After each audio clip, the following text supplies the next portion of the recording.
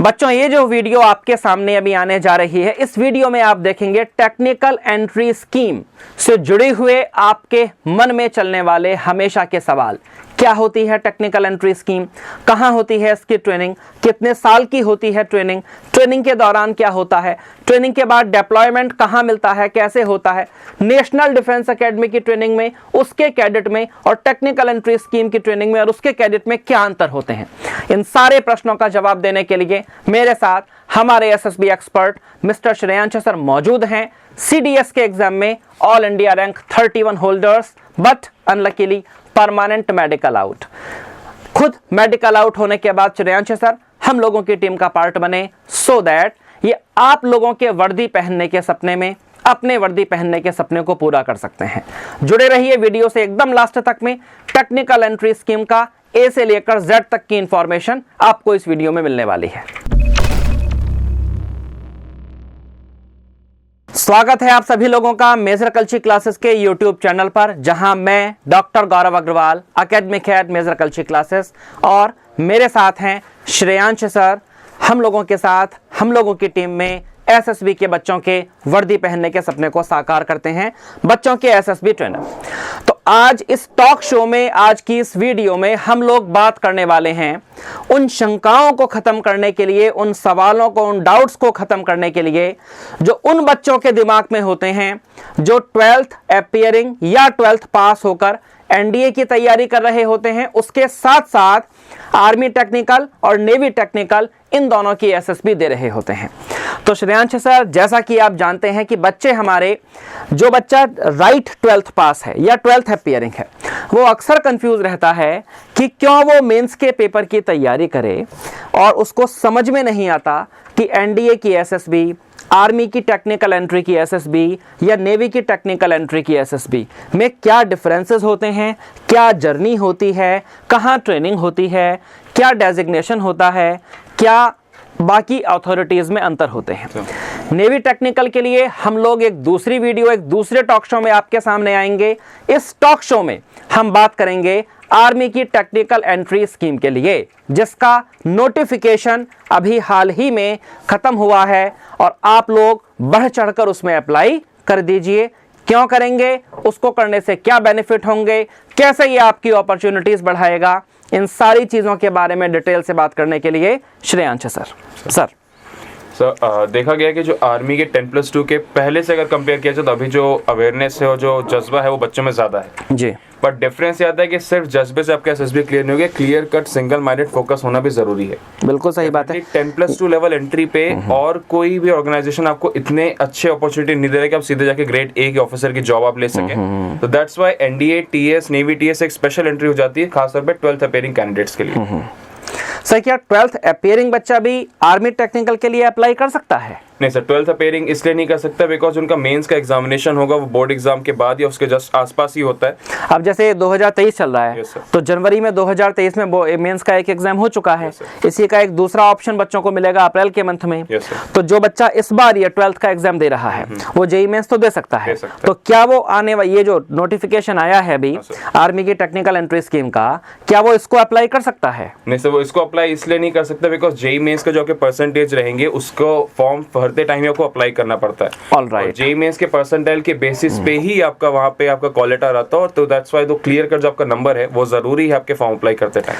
तो बच्चों, सबसे पहली बात जो आपको हमेशा के लिए याद रखनी है, भले ही आपकी एज नोटिफिकेशन के हिसाब से सूटेबल हो, लेकिन सर जिस तरीके से 11th अपीयरिंग वाला बच्चा जो अभी फरवरी मार्च में 11th का एग्जाम दे रहा है वो एनडीए अप्लाई नहीं कर सकता, उसको बिल्कुल भी एनडीए अप्लाई नहीं करना चाहिए।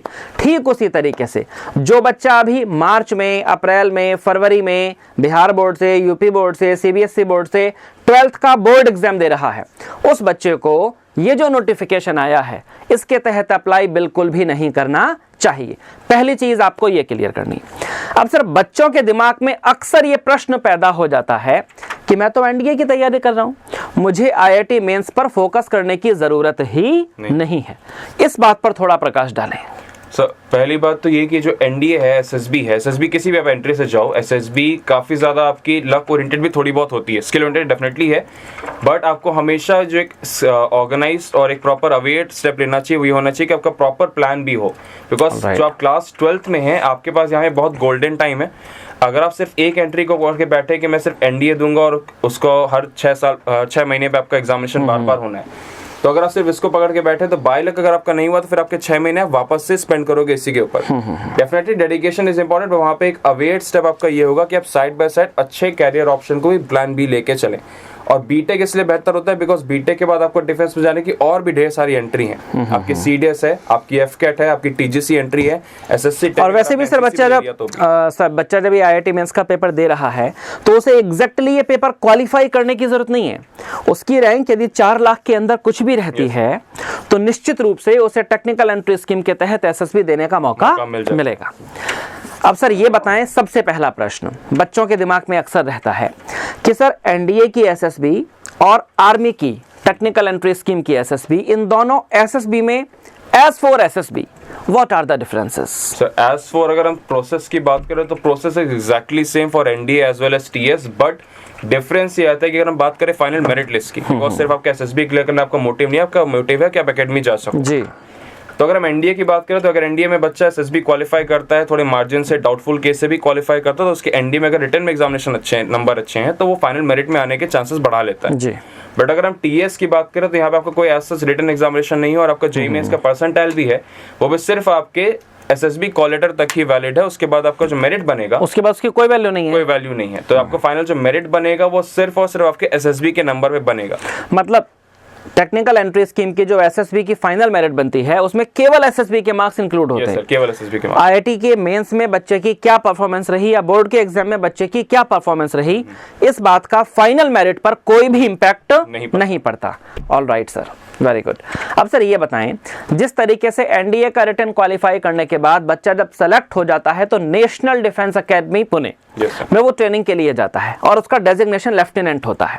इसी तरीके से अगर आर्मी टेक्निकल एंट्री स्कीम के तहत बच्चा ट्रेनिंग के लिए जाता है तो राइट आफ्टर सिलेक्शन कितने साल की ट्रेनिंग होती है, कहाँ ट्रेनिंग होती है, और जब वो डिप्लॉय होता है तब उसे किस प्रकार की कोर या किस प्रकार का डेजिग्नेशन मिलता है सर? So, इस क्वेश्चन में थोड़ा डीप में हम लोग जाएंगे बिकॉज इस वाले स्पेसिफिक चीज को लेके काफी जो बच्चे अप्लाई करके क्लासेस में भी आते हैं उनको इसको लेके अवेयरनेस नहीं है। वो सिर्फ इसलिए कहते हैं कि मैंने जेईई मेंस का एग्जामिनेशन दिया तो मेरे पास एक एक्स्ट्रा एंट्री, तो मैंने डायरेक्ट एंट्री के लिए उसको भर दिया, बाकी उसे पता नहीं होता कुछ इसके विषय में।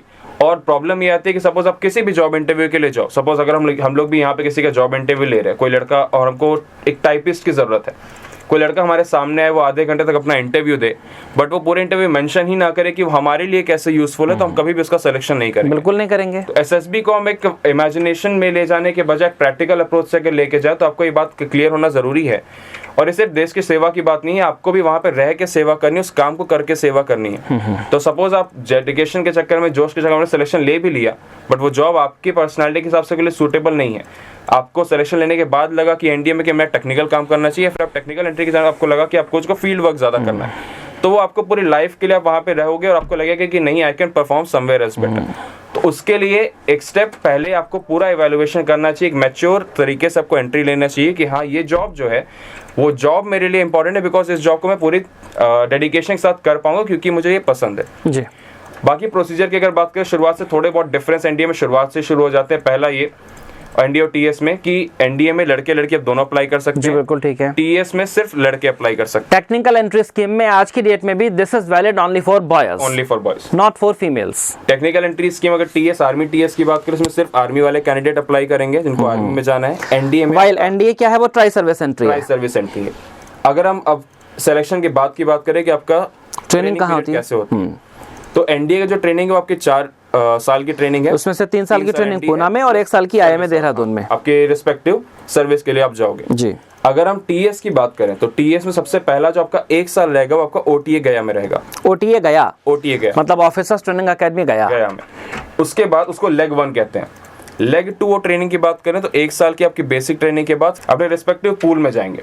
रिस्पेक्टिव पूल में देयर आर 3 आपके मेरिट के हिसाब से और आपके चॉइस के हिसाब से 3 जगह भेजा जाता है। पहला है आपका एमसीटीई मऊ, दूसरा है आपका सीएमई पुणे और तीसरा है आपका एमसीईएमई सिकंदराबाद। ओके, तो ये मऊ, पुणे, सिकंदराबाद। मऊ, पुणे, सिकंदराबाद, वहां पे इनकी 3 साल की फिर से ट्रेनिंग चलती है, जो उनका प्रॉपर कोर है उसको लेके इनको ट्रेन किया जाएगा। ऑलराइट। 3 साल की ट्रेनिंग के बाद अगेन ये वापस आते अपने ओटीए में 1 महीने के लिए पासिंग आउट परेड। ओटीए गया में ही आते हैं। ओटीए गया में वापस आएंगे, 1 महीने की पासिंग आउट परेड, 1 महीने की ट्रेनिंग लेंगे, वापस से पासिंग आउट परेड होगी, फिर ये कमीशन्ड ऑफिसर बन जाएंगे। ऑलराइट। उसके बाद क्योंकि इनको बीटेक करना है तो बीटेक 4 साल का होता है, इनके 3 साल अभी पूरे हुए। चौथे साल के लिए वापस अपने रिस्पेक्टिव पूल में जाएंगे, वहां पे अपने फिर से 1 साल की पूरी पढ़ाई मतलब वही मऊ, सिकंदराबाद और पुणे।